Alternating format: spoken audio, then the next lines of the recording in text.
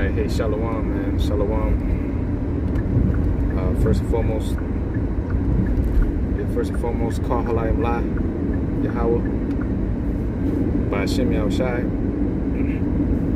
by Hashem Rakakwadash, and double honors to the Apostle of Great Millstone. Peace and mercy and salutation to the election. Alright, that's scattered abroad. Noise in his word abroad. Alright, lifting up that standard of Yahweh Hashem Yahushai. So, the title of this lesson gonna be "The Law of the Lord Endureth Forever," and that comes from the book of Baruch 4:1. All right, it speaks about the law of the Lord, and I'm gonna read it, right. And this is more so gonna be geared towards, you know what I'm saying, certain laws in the scriptures, right. I'm just going into certain laws, right, because the Lord, He made us a nation of kings and priests, so. You know, it's good to go into the laws, man, of the Most High. You know, in order to be an Israelite, you know, you got to start keeping these laws, you know, to the best of your ability, you know. We come to this truth as a sign of, as a shadow of things to come, you know. You keep these law, statutes, commandments as a shadow of things to come. Pursuing the Judges 5:11, it says that in the place of drawing waters, that there shall they rehearse the righteous acts. So we're rehearsing the righteous acts here in Babylon, aka America. All right, we're rehearsing the righteous acts. We're coming back to the law, statute, commandments that we once kept in the ancient world. All right, we once kept the law of Moses, you know, and when we've fallen away from that, now we're at the bottom of society, being subjects to heathens, you know, paying tribute. You know, the stranger that is among us, you know, has gotten above us very high, you know, the other nations. And you know, at the end of the day, we're commanded to come back to this truth, you know. So real quick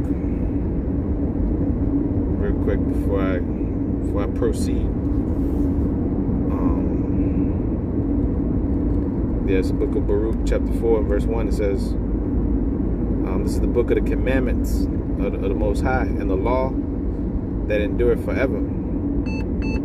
All they that shall keep it shall come to life, but such as leave it shall die. You see, so all that keep the commandments of the Lord shall come to life, but such as leave the commandments of the Lord shall die. So Scriptures say that if a man wanders out of the way of understanding, he should remain in the congregation of the dead. So the law is a good thing. We keep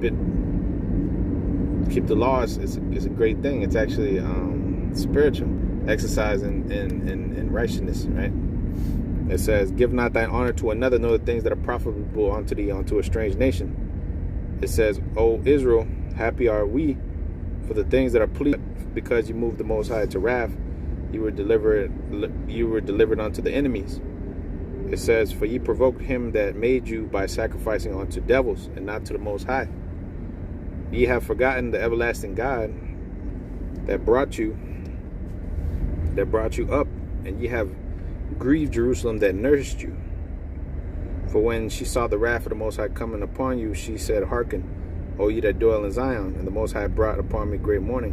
For I saw the captivity of my sons and daughters, which the everlasting brought upon them. With joy did I nourish them, but sent them away with weeping and mourning." You see, it says, verse 12, "Let no man rejoice over me a widow, and forsaken of many for the sins of my children. I am left desolate, because they departed from the law of the Most High." See, the importance of knowing the law and keeping the law. So, go into some laws here. Go into some laws, which are important, you know. To teach the laws is important, you know. Verse 13 now, it says, "They walked not in his statutes, nor walked in the ways of his commandments, nor trod in the paths of discipline in his righteousness. Let them that dwell in Zion come about, and remember the captivity of my sons and daughters, which the everlasting brought upon them." Okay, so yeah, let's deal with some laws here, man. to deal with some laws, because the law is important and it endures forever. And it's not done away with, pursuant to Matthew 5, right? You can start at the 16th verse, right? Which was given to Israel, because nobody else was given those laws, only the Israelites. So let's go into some law. Man's wife go aside and commit a trespass against him. See, so you had laws, man, concerning marriage, for instance. See, the laws of this world are not conducive to marriage. They're conducive to, right? You commit adultery with another man. Okay, if a man lie with her carnally, and it be hid from the eyes of her husband, and be kept close, and she be defiled, and there be no witness against her, neither she be taken with the manner, and the spirit of jealousy come upon him, and he be jealous of his wife, and she be defiled, or if the spirit of jealousy come upon him, and he be jealous of his wife, and she be not defiled. Okay, so this is how you would deal with it. This is the law concerning, if you didn't have no proof, if you didn't catch her in the act of adultery, if you didn't catch her in the act, this is what you would do. You go to the priest, and you would do the following, right? It says, verse 15, Numbers 5 and 15, it says, and then shall the man bring his wife unto the priest, and he shall bring her offering for her the 10th part of an ephah of barley meal, and he shall pour no oil upon it, nor put frankincense thereon, for it is an offering of jealousy, an offering of memorial, bringing iniquity to remembrance. And the priest shall bring her near and set her before the Lord. And the priest shall take holy water in the earthen vessel, and of the dust that is in the floor of the tabernacle the priest shall take and put it into the water. And the priest shall set the woman before the Lord, and uncover the woman's head, and put the offering of memorial in her hands, which is the jealousy offering. And the priest shall have in his hand the bitter water that causeth the curse. Okay, it says, and the priest shall charge her by an oath, and say unto the woman, if no man have lied with thee, and if thou hast not gone aside to uncleanness with another instead of thy husband. See, you can't deal with anyone outside your husband as a woman. If you commit that act, you're punishable by death. See, the ways of the Most High and the ways of the ancient world are contrary to you, and they seem strange. It seems strange to you that will be the case, because you're westernized. You have the American mentality that Esau put on you through slavery, and then you have feminism on you, where you believe that you're greater than a man and you're more superior, and you don't have to be up under his subjection, and you don't belong to nobody. My body, my choice. All this bullshit, right? So this is why the marriages don't last, because these women don't respect the sanctity of marriage. On top of that, they have you practicing something called monogamy, which monogamy is you just dealing with one woman your whole life. Which in this world, they push that on you, they force it on you, and that's not natural at the end of the day. Now, if a man wants to deal with one woman his whole life, that's on him. But most of the time, the majority of men are not going to be able to just so-called stay faithful to one woman. Now, there's no such thing as cheating in the Bible for a man. In the scriptures, there's no such thing as cheating, but you can commit adultery with another man's wife. But let's say if you're a man, you want to get you another woman or two other wives or whatever. If they're single and young, preferably virgins, that's true marriage. But in this world, we can't do that. But if a man wants to go and deal with another woman, he could do so. That's his prerogative, and that's the scriptures. And that's not. It's not about you just popping all these women. It's about actually nation building. And the Lord said, "Be fruitful and multiply." So you're fruitful and multiply with many women. With many wives. And they all have the same husband, which leads to no diseases. Because there's no mixing of the seeds.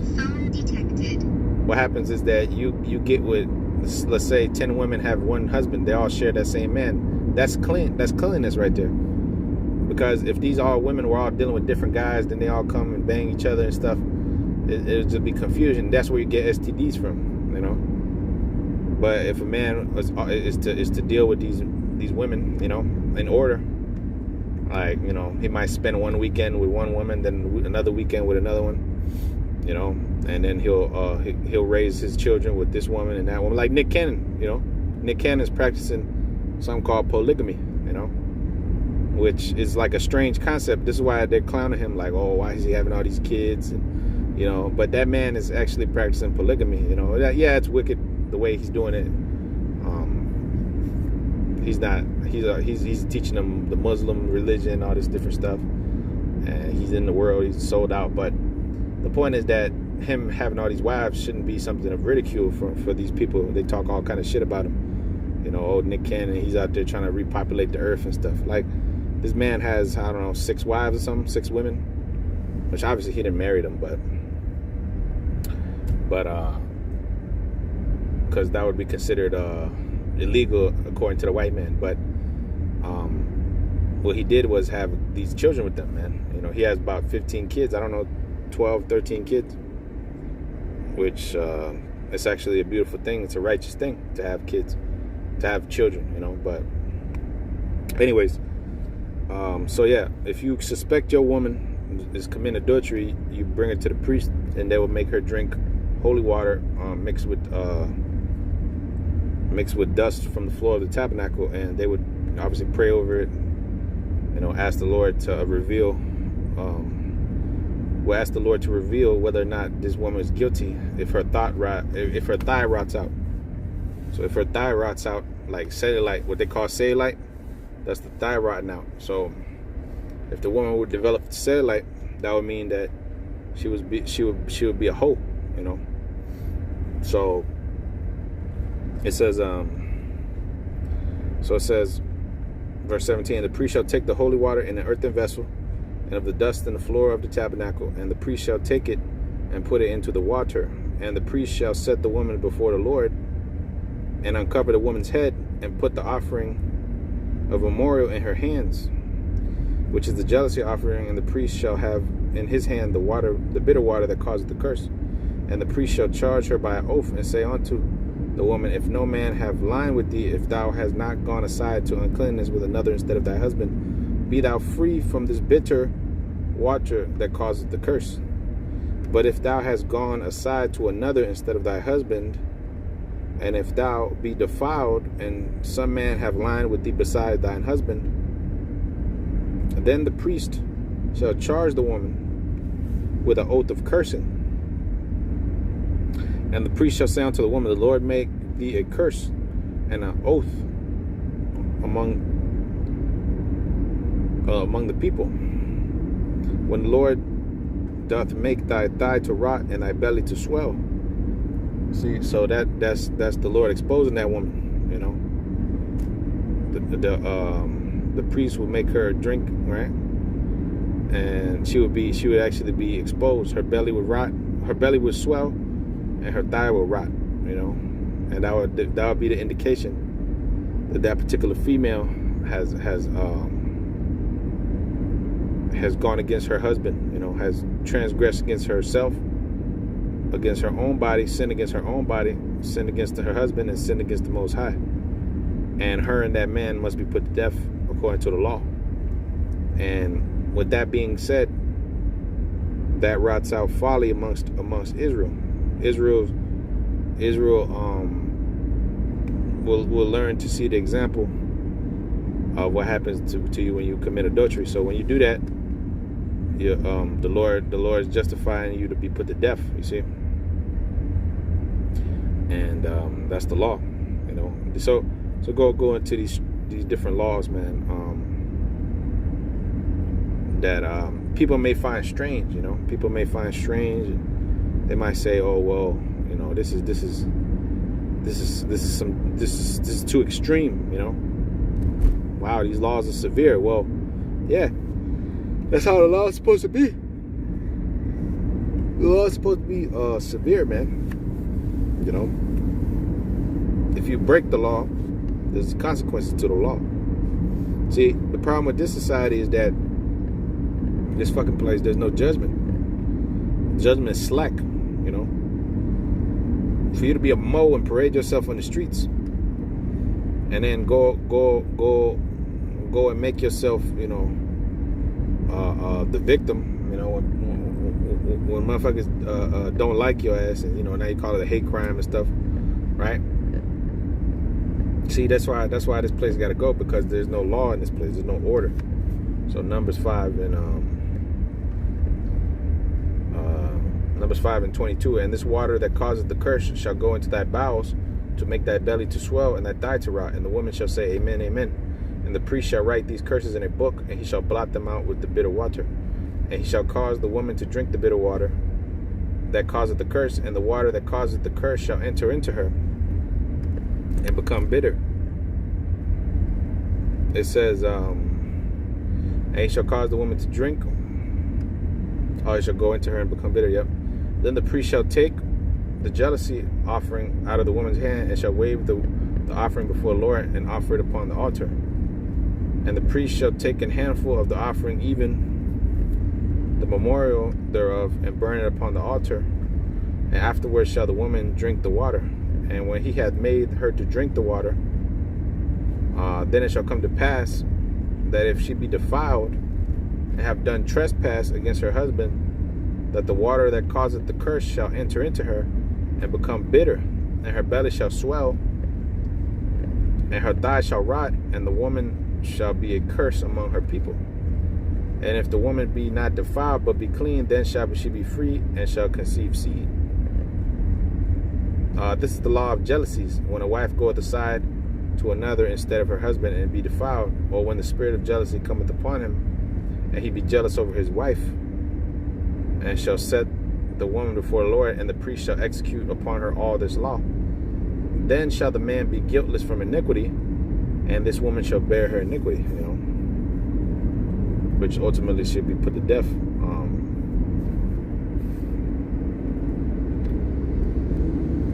know, for the act of adultery. So these laws are important for you to understand as an Israelite, man. You know, when you come back to this faith, all right, the laws are important. You know, how you gonna keep the law? You don't know the law. You know, yeah, certain of these laws we can't keep, obviously 100%, but there are laws that we can keep. Like, we don't have to eat pork, we don't have to eat shrimp, we don't have to eat lobster, we don't have to defile our temple. You know, putting all kind of shit in there in your body, because you are what you eat.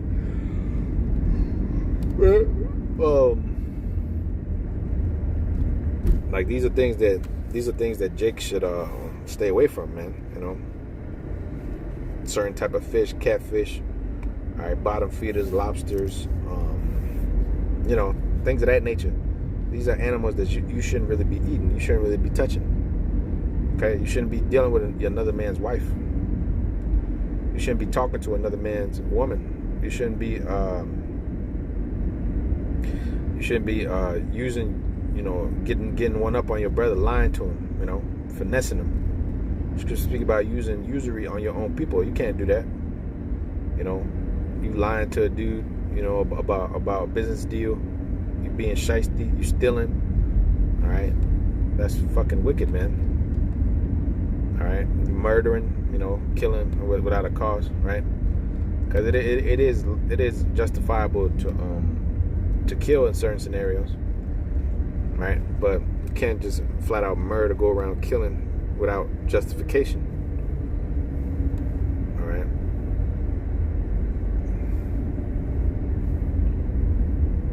You can't go around commit manslaughter. You can't go around popping animals. You know, bestiality. That's a law. You can't go around shaving your beard, trimming your lines up, getting long hair as a man. You know, it's a shame unto a man. You know, the only time you should have long hair is if you took a Nazarite vow, but then eventually you get rid of that hair, right? So either way, you know, you're not gonna walk around as a man with long ass hair, like looking like a woman. That's a feminine spirit, and the Lord Yahushua did not walk around with long hair like Jesus Christ. The Lord Yahweh Shai didn't walk around with long hair like Jim Caviezel or one of these niggas. All right, the Lord Yahweh Shai. He was a man's man, if you will. Okay, so we are to be men's men. All right. Oh, you should not wear that which pertains unto a woman. Okay, you can't cross dress. As an Israelite, you can't cross dress. See, the heathens, they have their way of life. Their way of life is a death style.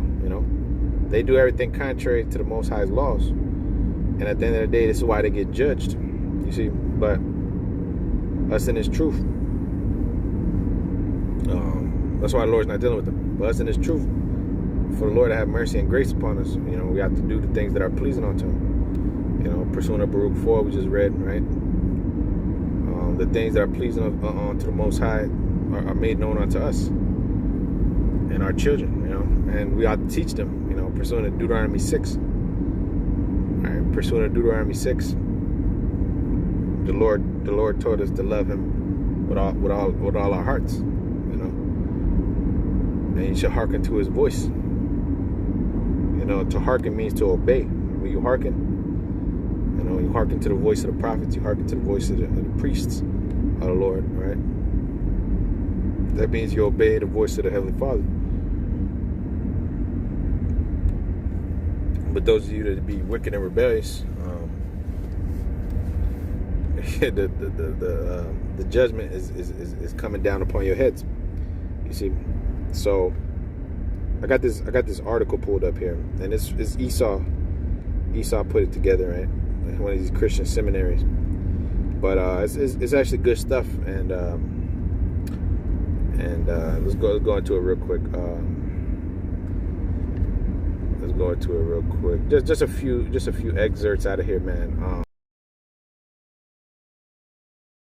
Goes into different laws. They pull up different laws. It says women are not allowed to wear the clothing of men, or the other way around. Deuteronomy 22. And Deuteronomy 22 is a bunch of laws right there.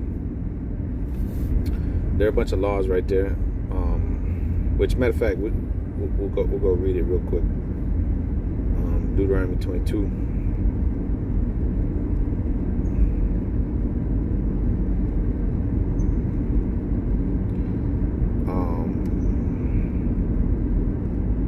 I'm going to start at the first verse, all right? Different laws, man, right? Different laws that the Lord set up for our people. It says, thou shalt not see thy brother's ox or his sheep go astray, and hide thyself from them. Thou shalt in any case bring them again unto thy brother. See, that's a law. If your brother's possessions, right? If your brother drops something, brother lose something, right? Say brother drop his wallet or something, you're supposed to give him his stuff back. You're not supposed to steal from him. That's his property. So if one of his cattle goes loose, right? One of his oxen or sheep, right? Go loose. You don't hide yourself from him, meaning you turn a blind eye and say, "Oh, I didn't see nothing." Now you go and help that brother. You bring him back his you bring him back his stuff. His animals, his property, and then that way, you have done a good deed, and more than likely you made a friend, or you continue to establish a friendship with that man or that brother, right? And he will help you when the time comes. It comes back around. That's one of the basic principles of the scriptures, man. What they call the golden rule in school. Do unto others as you would like to be done unto yourself. So it says, and if thy brother be not nigh unto thee, or if thou know him not, then thou shalt bring it unto thine house, and it shall be with thee until thy brother seek after it, and thou shalt restore it unto him again. See, when he comes looking for his property, you if you don't know that man, or he's not he's not at home or whatever, you hold on to his stuff. You don't sell it on Craigslist. You don't sell it on eBay. You don't sell it on OfferUp. Man leaves something at your house. Man, whatever. Man leaves something in your car, bro. If that's a brother, you know what I'm saying, and he comes back and looking for his stuff, you give him his stuff, or you go and find that man, give him his shit. You don't steal from your brother. You don't steal from your friend. See, but Jake in this world, they've not been taught these things, or they've been taught them, but they don't adhere to them. Well, and they know it's not good to steal, but that's what I mean. They still do that shit anyways, because of the lack of fear that they have for the Most High.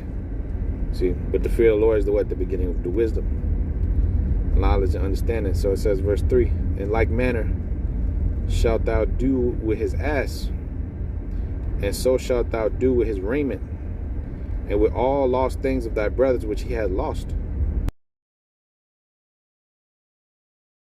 And thou hast found, shalt thou do likewise, that thou mayest not hide thyself. Verse 4: thou shalt not see thy brother's ass or his ox fall down by the way, and hide thyself from them. Thou shalt surely help him to lift them up again. See, the laws were about brotherly love, man. See, that's brotherly love right there. You helping out your brother. You see him working in the field, and something happens with his animal or something. You don't turn a blind eye and be like, fuck him, let him figure it out. You go up there and help him, because that's your brother, and helping him is really helping yourself. You see, the Lord said that you love one another, right, with a fervent heart, and that's something that's not kept in this world, man. That's something that's not kept in this society. So that's why you see so much suffering, hatred, and violence, and fucking backbiting and bullshit amongst our people, because they don't love each other. They don't keep these laws. So hey, y'all, Bashim Eshah Barakatah. Verse 5: the woman shall not wear that which pertaineth unto a man, neither shall a man put on a woman's garment, for all that do so are an abomination unto the Lord thy God. See, so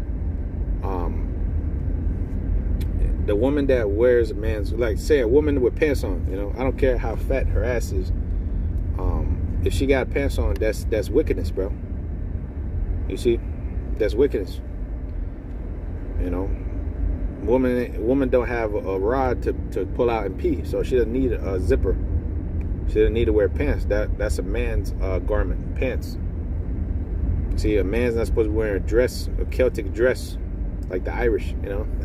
They wear little skirts and shit. You're not supposed to wear a skirt. That's a Greek custom, to wear skirts and shit. To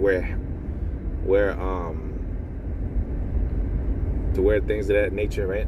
You're not supposed to be out there painting your toenails, painting your nails. I mean, you could take care of yourself as a man, but you ain't supposed to be all feminine. Going in there, getting different colors in your hair.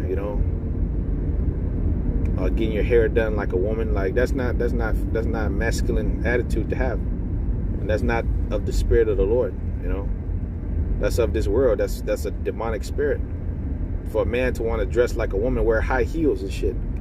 Man wearing high heels, man wearing makeup and shit. Man don't need that. And a woman, she shouldn't be working a fucking man's job anyways. Woman shouldn't be no truck driver. A woman should be in the house with the kids, serving her husband. You see? So it says, verse 6, Deuteronomy 22:6, if a bird's nest chance to be before thee in the way of a tree, or on the ground, whether they be young ones or eggs, and the dam sit upon the young or upon the eggs, thou shalt not take the dame with the young, but thou shalt in any wise let the dame go and take the young with thee, that it may be well with thee, and that thou mayest prolong thy days. See, so even how to treat the animals. You see, the scriptures deal with how to treat the animals, man. See, Esau, the scriptures say the righteous man regard the life of his beast, but the tender mercies of the wicked are cruel. You see, Esau, he actually doesn't give a damn about the animals. You see, every time I go to the zoo, I try to take in the nature. Look at the animals, look at their spirit. And you could just see them in captivity, in shackles and chains, man. You could just see them miserable. They're just like very angry and caged up without freedom, But when we come around, it's like a different spirit. They're like happy to see us. Us as Israelites, especially being in this truth. I remember like like last year, 2022. Said me and my woman ended up going to this one zoo. And there was like these deer, man, and they was all like flocking around, brothers, you know. And she was like, oh, why are they coming around you like that, you know? Oh, look how they, you know. And I was like, oh, it's the spirit, you know, because they know that we're gonna liberate them, you know. They know that we're gonna like set them free from their oppressors, you know. So they actually like Jake, you know. The animals, they like Jake. I was playing with this monkey last time I went. I was playing with this monkey, and the monkey was just like mad cool. I felt like I knew this monkey, you know. I was throwing him food and stuff, and the monkey was like very receptive, man. So that's the spirit. The animals, we're in tune with the spirit. The scripture said the beast of the field shall be in league with thee. Right? So we're gonna have power over the beasts. Deuteronomy 28 and 8, 22 and 8. It says, when thou buildest a new house. So this is like a construction law, right? When thou buildest a new house, thou shalt make a battlement for the roof, that thou bring not any blood upon thy house, if any man fall from thence. See, like that's basically like a scaffolding, you know, like a support beam, you know. So like if someone is working in your house, you got people working so that nobody dies while you're building the house. You see. So that's a law about construction. You see. 1 Corinthians 6 and 9. Brother Hobbs, know ye not that the unrighteous shall not inherit the kingdom of the Most High? Be not deceived. Neither fornicators, nor idolaters, nor adulterers, nor effeminates, nor abusers of themselves with mankind. Yeah, if you out there breaking the laws willfully, your ass is not going to be in the kingdom. I mean, you're not going to make it. You're not going to get beamed up. You'll be in the kingdom, but you have to come back in your right mind and be reborn as a newborn baby. You know. So yeah. It says Romans 8:22, for we know that the whole creation groaneth and travaileth in pain together until now. Yeah, the animals, man. The animals are against these devils. That's why the whales beaching themselves, you know. The animals don't want to be in the oceans no more. The lions attacking everybody. And the bears are attacking the people that go in the woods. You know, the sharks really barely attack people. But they're starting to attack motherfuckers because you're invading their habitat, you devils. You're invading their space. So you're not letting them live. You're cutting down the trees, the rainforests. You see what I'm saying? The Lord said, I'm against thee, thou destroying mountain. You see? And I'll cut them off from the face of the earth. See? The Lord is against the destroying mountain that destroyeth the earth. You know, I will destroy them that destroy the earth. I believe it's Jeremiah 51. Right about the 25th verse, if I'm not mistaken. But anyways, so yeah, verse 8 was a construction law, you know.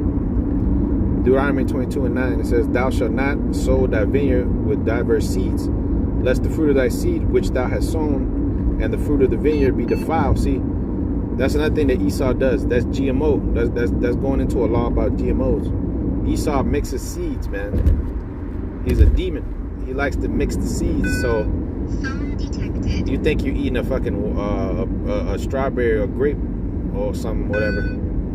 But you're actually eating something else, man. You think you're eating a real watermelon. You're not eating a real watermelon. You're eating some fabricated shit that tastes like watermelon, and that's cheaper to produce because Monsanto owns the seed patents, most of the seed patents.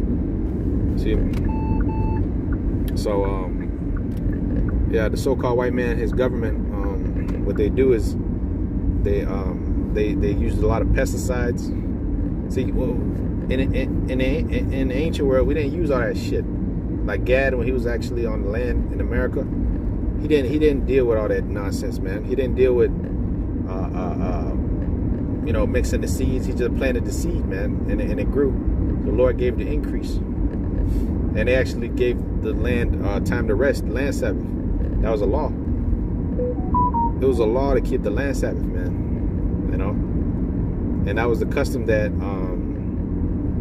was actually a custom that we kept here in America. Matter of fact, I proved that. Prove that right quick. 2nd Ezra 13. Okay. And we eventually fell away from it, but at the beginning when we came here, we did keep it. Okay, so it says 2nd Ezra 13 and verse 38, and shall lay before them their evil thoughts and the torments wherewith they shall begin to be tormented, which are like unto a flame, and he shall destroy them without labor by the law, which is like unto fire. See, the law is like unto fire. Now it says verse 39, whereas thou sawest that he gathered another peaceable multitude unto him, those are the 10 tribes which were carried away prisoners out of their own land in the time of Hosea the king, who Salmanasar the king of Assyria led away captive, and he carried them away over the waters, and so they came into another land, America, right? The northern kingdom, starting with Ephraim, all right, the head tribe of Joseph, right?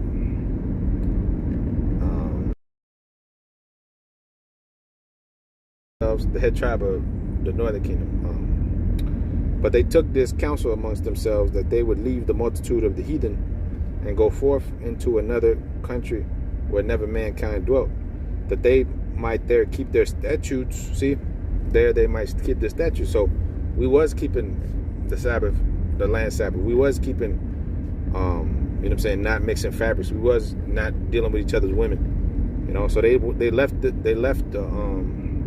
what you call the Middle East. They left and they went around the Horn of Africa all the way up here to America, what they call America now, right? Which at the time was called Arsarif.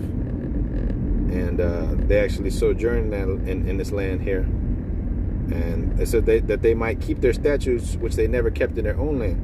And they entered into the Euphrates by the narrow passage of the river, for the Most High then showed signs for them and held still the flood till they were passed over.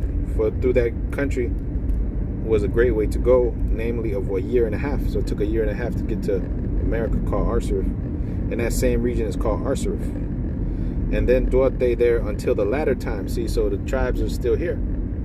They're still here until the latter times. You know, it says, and now shall they begin to come. The highest shall stay the springs of the stream again, that they may go through. Therefore sawest the multitude with peace. But those that be left behind of thy people are they that are found within my borders. See, so yeah, that's dealing with the northern kingdom, how we kept these laws, right? Here in this land. But the white man beat it out of us. The white man was the main cause of us falling away from our heritage. Discontinue from our heritage, as the scripture said. We didn't just do it to ourselves. Yes, we were wicked, but the Most High sent this devil to make it impossible for us to keep our laws. You know, because how can you keep the law when you're a slave fighting for your life? You can't really do that. You got to be a sovereign nation, you know, and that's what the Lord is going to come to do. Make us sovereigns again, make us free, you know, from the curse of the law, and also from the curses of Deuteronomy 20th chapter and the captivity of these heathens. So back in Deuteronomy 22 and verse 10, it says, thou shalt not plow with an ox and an ass together. See, another law on agriculture. Thou shalt not wear a garment of diverse sorts, as of wool and linen together. See, that's a law concerning what you're supposed to wear, a mixed fabric. Either your garment is going to be all wool, or it's going to be all linen, or it's going to be all silk. But you can't go up in there and make it 16% polyester and 84% cotton. You know, it's like too much mixing, and what it does is lowers your vibration. This is why a lot of times you feel like tired, because your clothes are kind of wearing you down. Like, put on some silk garments, you start feeling like royalty, and you feel more confident. You feel like you have all this energy and shit, you know, because that's what kings wear, you know, silk. You got this ancient road called the Silk Road that used to connect China to the mainland of Europe. through the Roman Empire. And that's where Marco Polo and all them used to traffic their business. So when you understand why they called it Silk Road, is because it was fancy. They was trading a lot of goods, and one of the goods was actually silk itself. Gold, silver, which is real money, right? Abraham, he said he tied to Melchizedek. They said he ties to Melchizedek in gold and silver, not in Federal Reserve notes, but in gold and silver. You see, and the Lord actually said that they that be in kings' houses, what they wear fancy apparel, But John the Baptist and them, they was prophesying as sackcloth. You see, so sackcloth is for mourning, But silk is for happiness, and partying and being rich. So because we're in them times, but yeah, going to verse 11, right? It says that you should not mix the garment, wool and linen together. So it says, verse 12, thou shalt make thee fringes upon the four quarters of thy vesture, wherewith thou coverest thyself. See, it's a law to wear our fringes. Now, can we keep that law all the time? No, we can't walk around with fringes all day. I mean, you could do it, but you're probably gonna get fired from your job, or they're gonna look at you weird. Oh, he's an Israelite. He's one of those guys.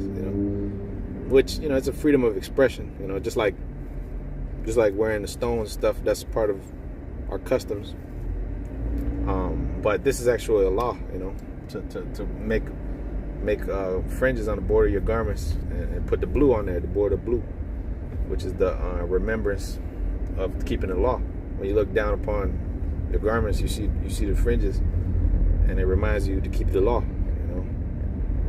Because the man picked up the sticks on the Sabbath and was put to death for doing so. So, anyways, Deuteronomy 22:13, it says, if any man take a wife and go in unto her and hate her, and give her occasions of speech against her, and bring up an evil name upon her, and say, I took this woman, and when I came into her, I found her not a maid. So this is for certain. Hey, this is how you deal with certain scenarios. Like, if you pop a woman, right, and you don't like her ass no more, right? And you say, oh, this woman was a hoe. She wasn't a virgin when I met her. All right, but it says, I found her not a maid, meaning I found her not a virgin. Then shall the father of the damsel and her mother bring forth the tokens of the damsel's virginity unto the elders of the city in the gate. See, this is why marriage was and order was so important. The Lord said, let all things be done decently and in order, because when you actually went to deal with the marriage itself, right, you would show that this woman was a virgin because of the tokens of her virginity, meaning the bloody rag, right? That would be the coronation. I mean the consummation. It's like it, the consummation of that marriage, right? The man taking the hymen, popping her cherry. That would be the tokens of her virginity. See, so if she's already been penetrated by a man, that would no longer be.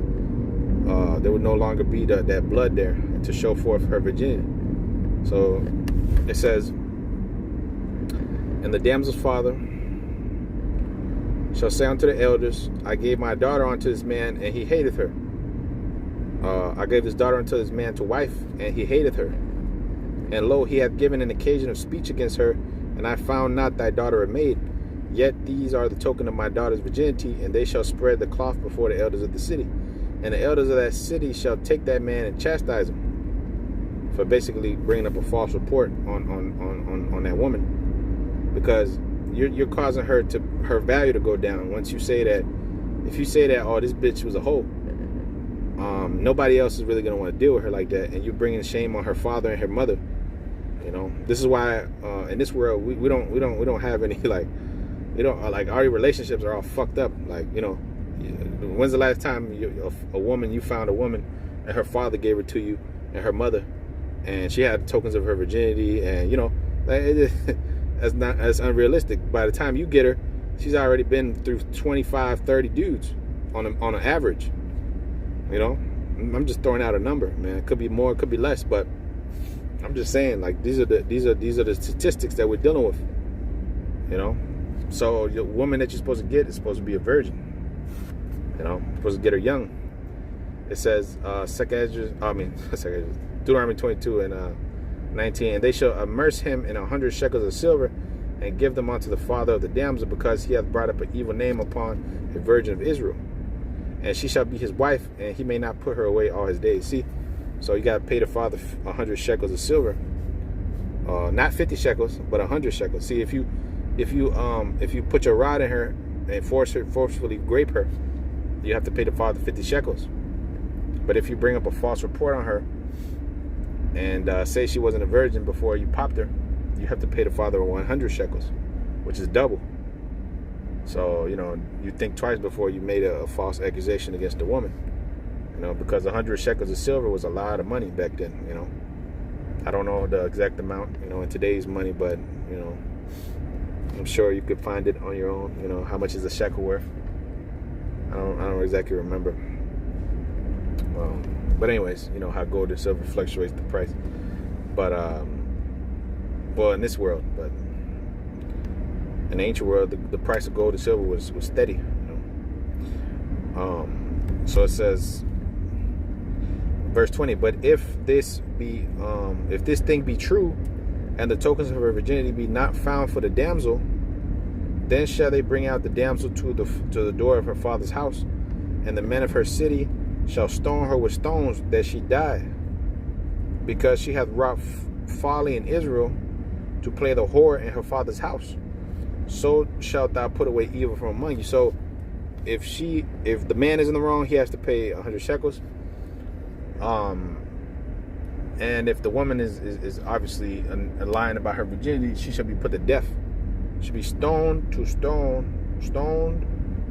her with stones, that she die, because she had wrought folly in Israel. See, she played the whore in her father's house, already getting popped by some other man before her father was even able to give her away in marriage. So she was being a little hoe, bringing dishonor upon her father and her mother, making them look bad, then wasting the man's time. She's wasting the man's time, because the man is over there thinking that he has a wife, a virgin. He's over there heartbroken. He's in love with his woman. And he's over there thinking, yeah, I got me a beautiful young bride that's going to give me many children, much happiness, you know, and take care of me, you know. Nope. You end up getting a demon that lied to you and was already got popped by some other dude. Okay, which is a high level of disrespect in the eyes of the Most High. So that's why she would be put to death. And that's a sin. Deuteronomy 22, and you know, it says in Romans 6:23, the wages of sin is death. Deuteronomy 22 and 23, it says, if a damsel that is a virgin be betrothed unto a husband, and a man find her in the city and lie with her, the controversy, right? This is only fitting that you read this one, because you know, the man himself, polite, is in prison behind this here, right? He took someone against her will, right? But in the ancient world, you could do that. It was a common practice. Now, you would have to be paying a lot of money to these fathers that you would grab up their daughters, you know. But anyways, Deuteronomy 22:24. Then shall ye bring them both out into the gate of that city, and ye shall stone them with stones. Oh, my bad. I skipped over. I skipped over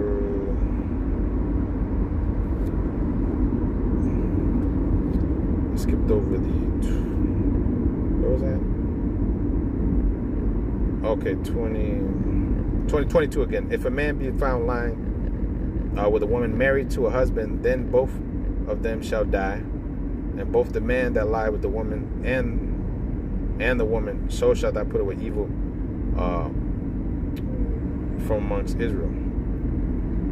It says, verse 23, if a damsel that is a virgin be betrothed unto a husband, and a man find her in the city and lie with her, then ye shall bring them both out to the gate of the city, and ye shall stone them with stones, that they die. The damsel, because she cried not, being in the city, and the man, because he hath humbled his neighbor's wife, so shall thou put away evil from among you. Yeah, when when you deal with a woman, you're supposed to make sure she's not married or she's not promised to nobody, right? Before you go up there and grab her up and take her, right?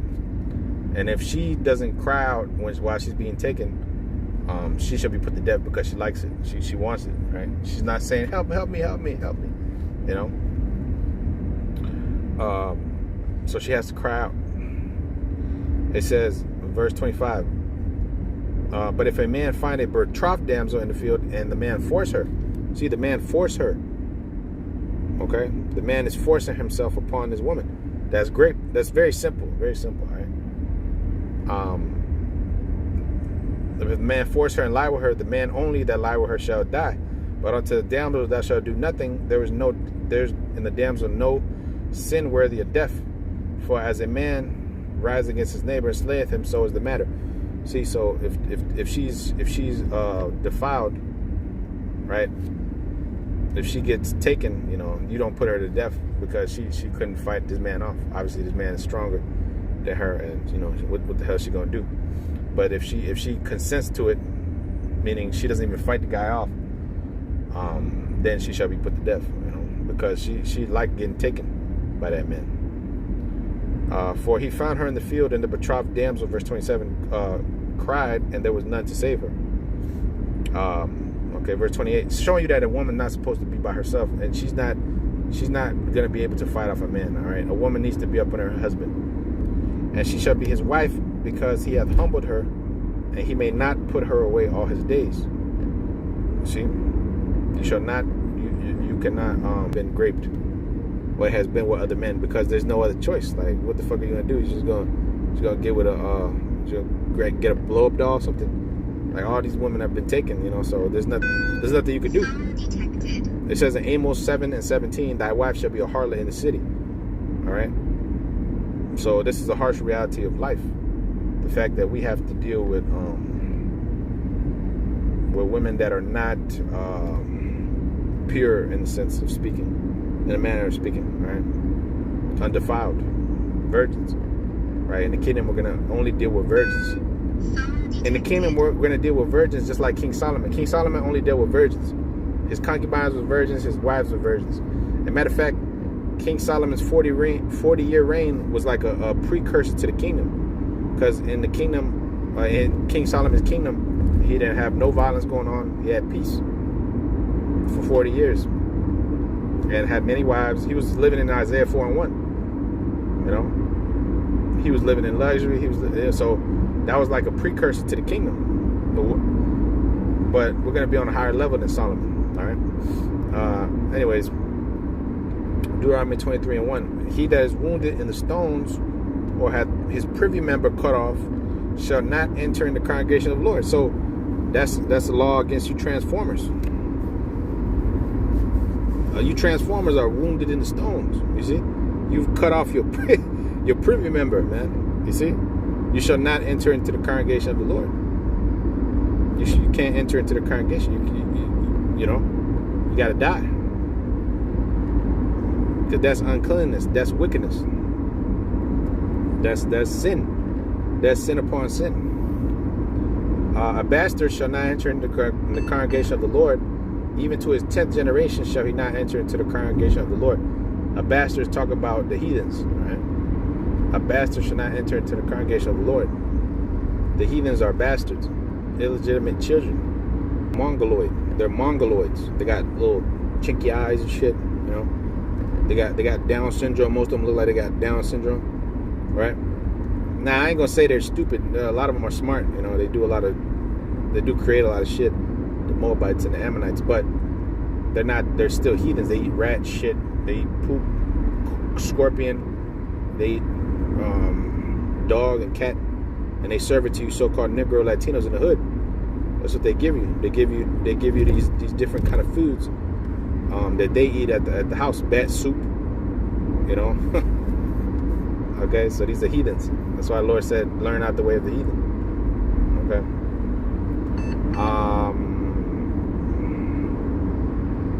Okay, the 4th verse. Because they met you.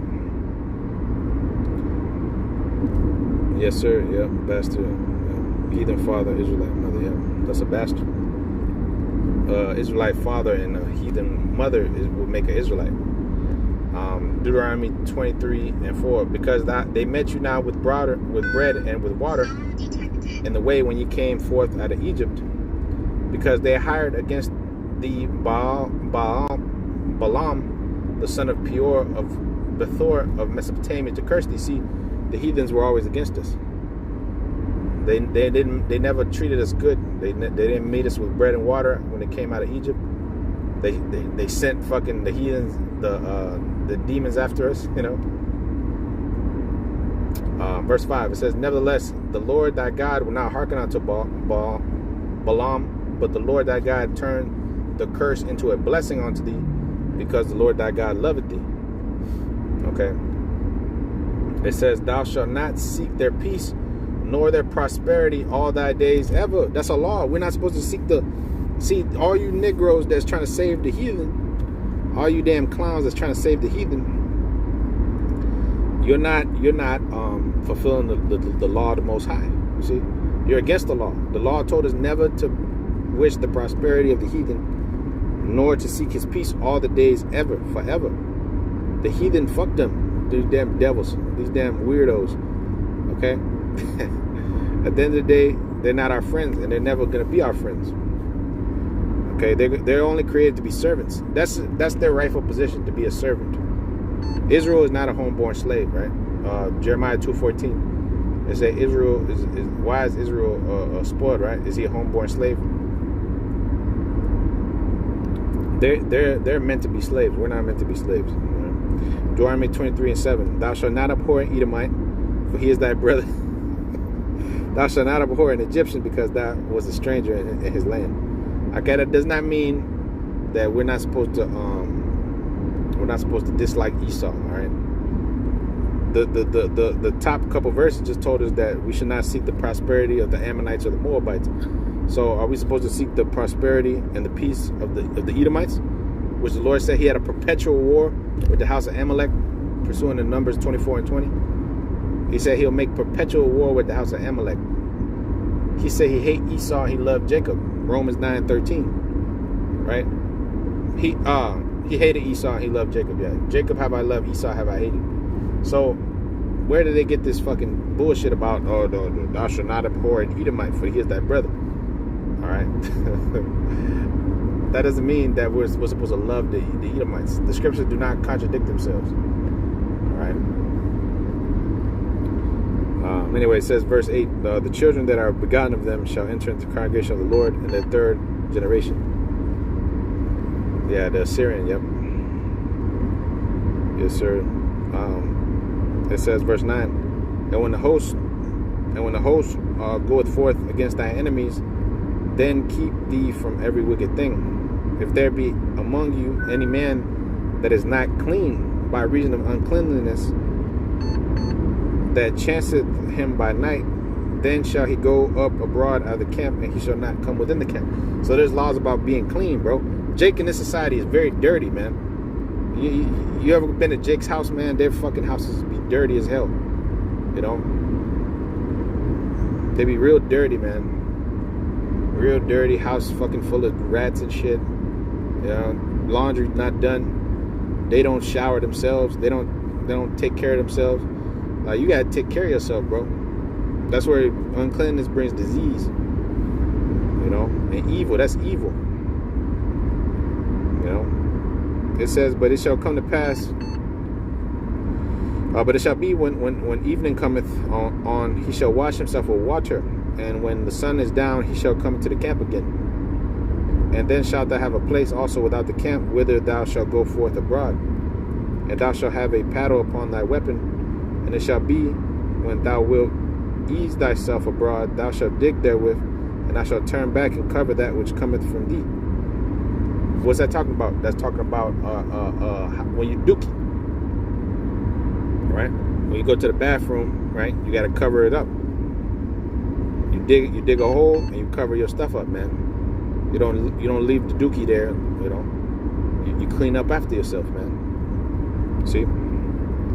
Verse 14, for the Lord thy God walketh in the midst of thy camp to deliver thee, and to give up thine enemies before thee. Therefore shall thy camp be holy, that he see no unclean thing in thee and turn away from thee. See, the Lord don't even like cleanliness, bro. Uncleanliness. The Lord don't like that shit. He's like the ultimate Jake, bro. He don't like seeing Jake be filthy, man. You know? So that's why he gave you these laws, man.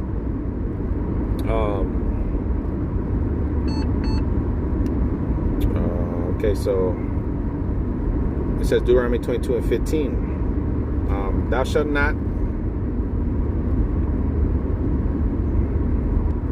the servant which is escaped from his master unto thee, he shall dwell with person. Also, that's the law about an escaped slave, an escaped servant. You know, you're not supposed to oppress him or snitch on him. You know, it says Deuteronomy 23 and 17. There shall be no whore of the daughters of Israel. See, that's a commandment. You women are not supposed to be a whores. That's a commandment. Nor contrary to the law. Okay, it says, thou shalt not bring the hire of a whore or the price of a dog into the house of the Lord, and to the Lord thy God for any vow. For even both of these are an abomination unto the Lord thy God. See? The whore and the price of a dog is not coming to the house of the Lord. You know, you keep it holy. Verse 19: Thou shalt not lend unto thy brother with usury of money, usury of victuals, usury of anything that is lent upon usury. Yeah, when you deal with your brother, you're not supposed to charge him interest. Let's say I give you some money, I give you like 20 bucks, and next week you give me 30. No, that's not how it's supposed to go.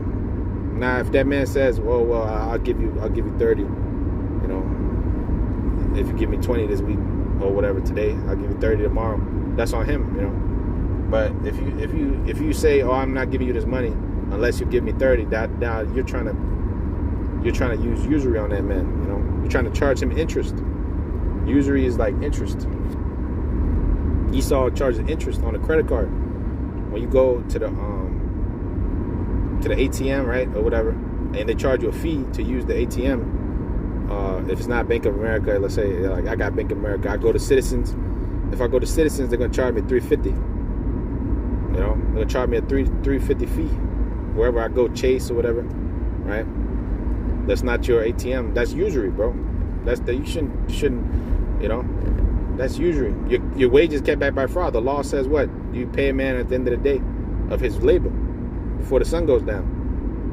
But in this society, you got to wait 2 weeks or 1 week, depending on your pay schedule. You know, some people get paid every 2 weeks, some people 1 week.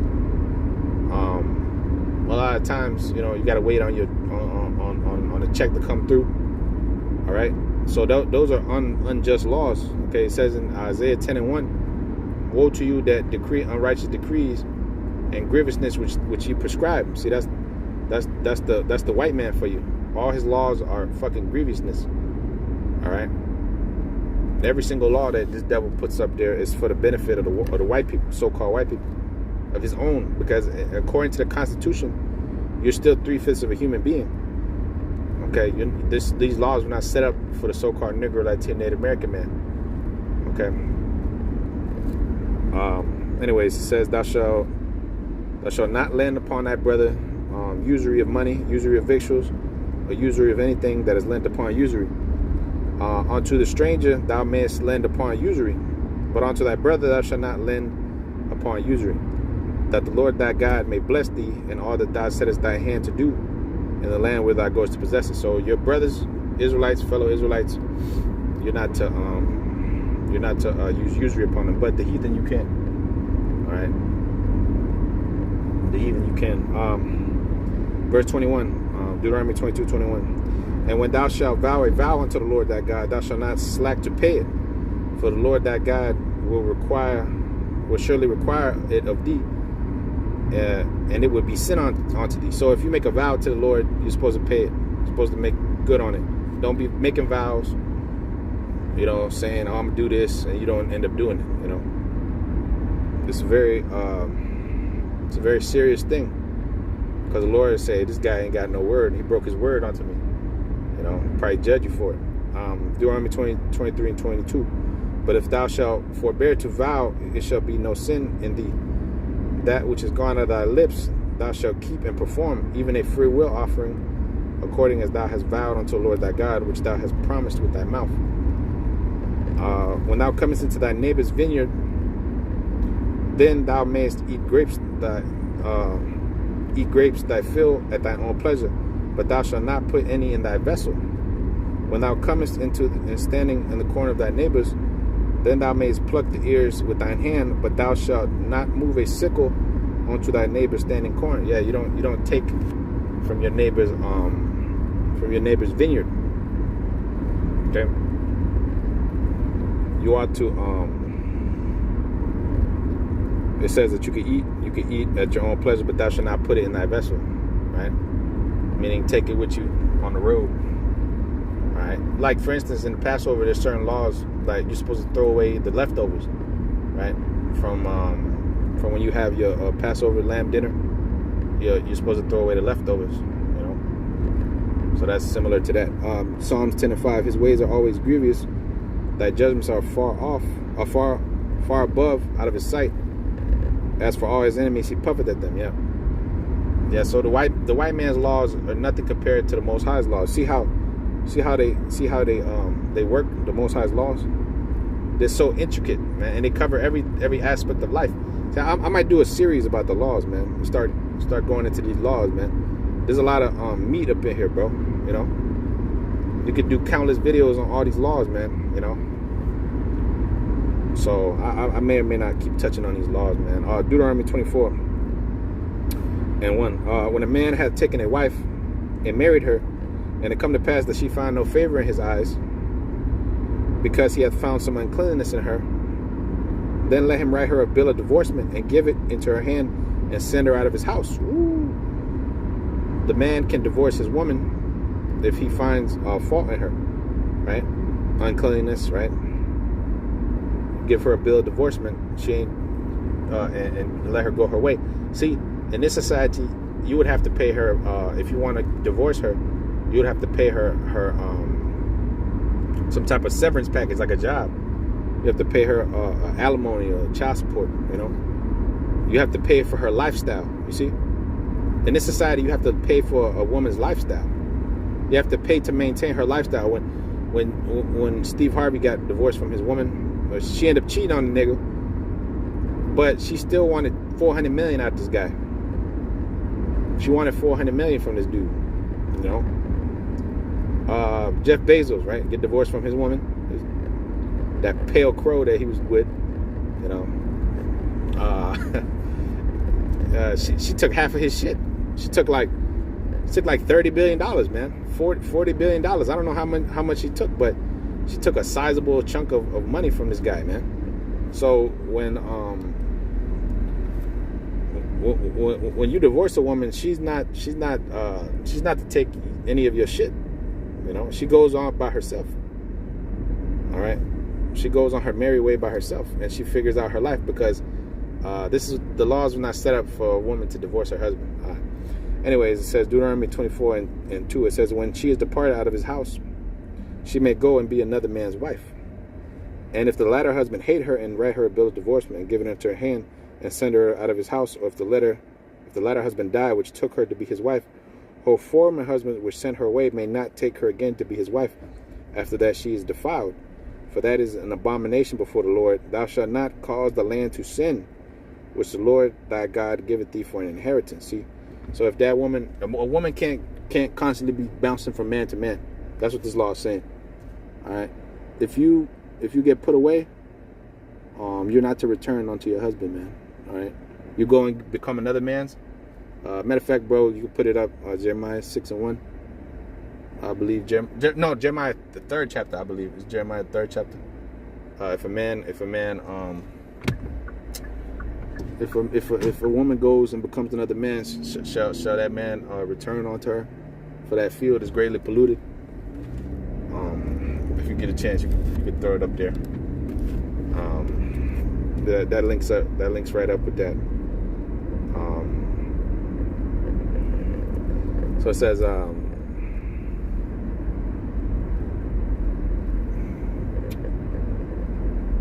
yeah. So it says, Phone detected.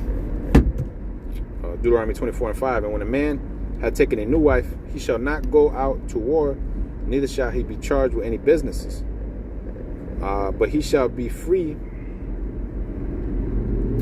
But he shall be free at home 1 year, and shall cheer up his wife which he had taken. See, there's even a law about newlyweds, man. You know, there's a law about newlyweds. Like if you just got married 1 year ago, within a year. Phone detected. If you just got married recently, you have a year to spend with your woman. Okay, and that's a law. That's a law because you were supposed to be with your woman for a year, man. You know, you couldn't go out to war, and you wouldn't be charged with any business. You know, if you had an office or whatever, if you had an office, you wouldn't even be charged with business. You would be charged with taking care of that woman, actually popping her and giving her actually having a family with her. That's what it was all about. Yeah. Jeremiah 3:1. The water. Then they say if a man put away his wife and she go from him and become another man, shall he return unto her again? Shall not that land be greatly polluted? But thou hast played the harlot with many lovers, yet return unto me, saith the Lord. Yes, sir. There you go. All right.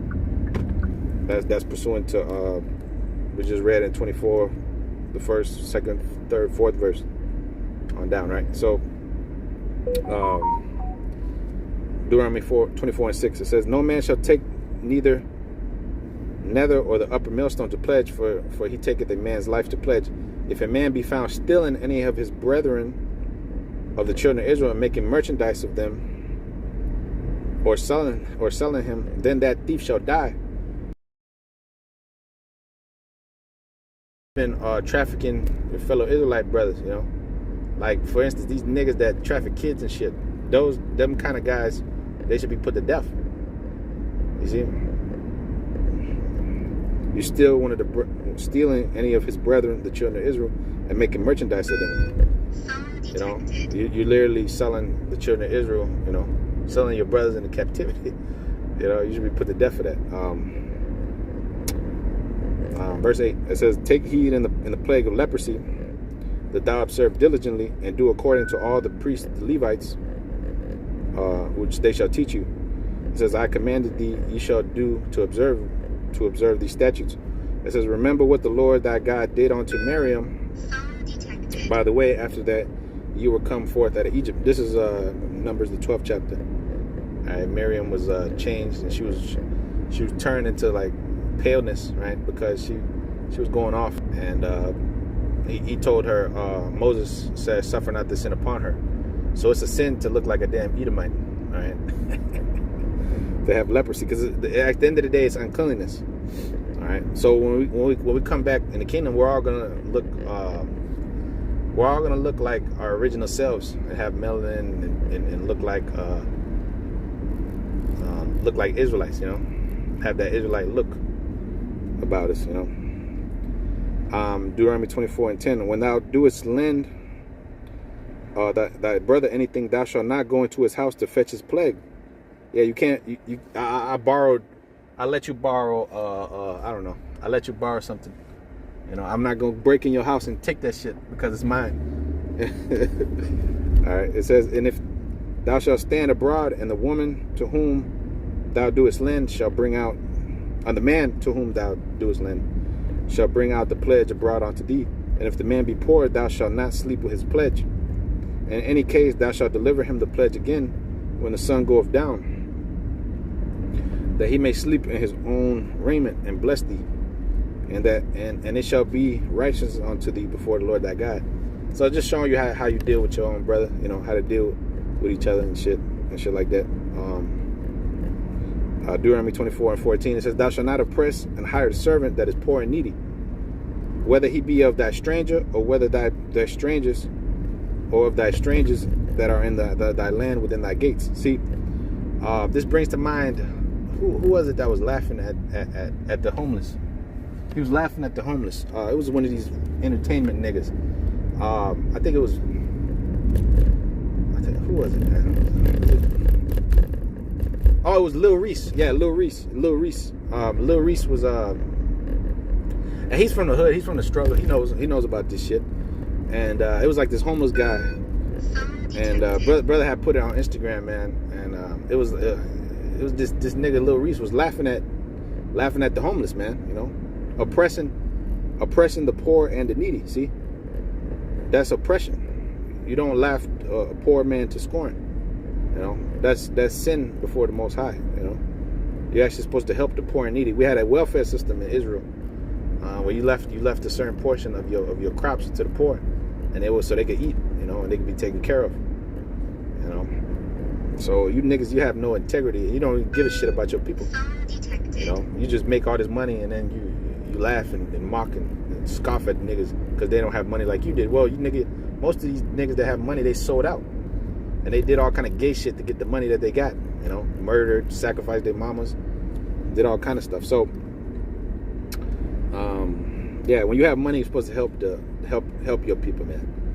All right, which these celebrities don't do. Oprah, The Rock, they're over there asking for money to help the Maui survivors. Well, they got money, they should be fucking helping. You know. But anyways, verse 15, Deuteronomy 24 and 15. At his day thou shalt give him his hire, neither shall the sun go down upon it, for he is poor, and setteth his heart upon it, lest he cry unto the Lord, and it be sin unto thee. See? So a hired servant, you're supposed to pay him at the end of the day. Okay? The scriptures say what? Your wages are kept back by fraud. You see? Your wages are being kept back by fraud in the society. You work to fill a bag with holes. Haggai 1:6. You work to fill a bag with holes. You don't have any money in your pocket. At the end of the week, your ass, you get paid Friday, and it's gone by Saturday. Monday. Wait, y'all about to break it down. So it says the fathers, Deuteronomy 24 and 16. The father shall not be put to death for the children, neither shall the children be put to death for the fathers. For every man shall be put to death for his own sin. See? For his own sin. Because every man has to pay for his own deeds. You don't have to pay for your father's sins, but you pay for the sins that you committed in the flesh. All right? That's why it says every 3 or 4 widows' raiment to pledge. But thou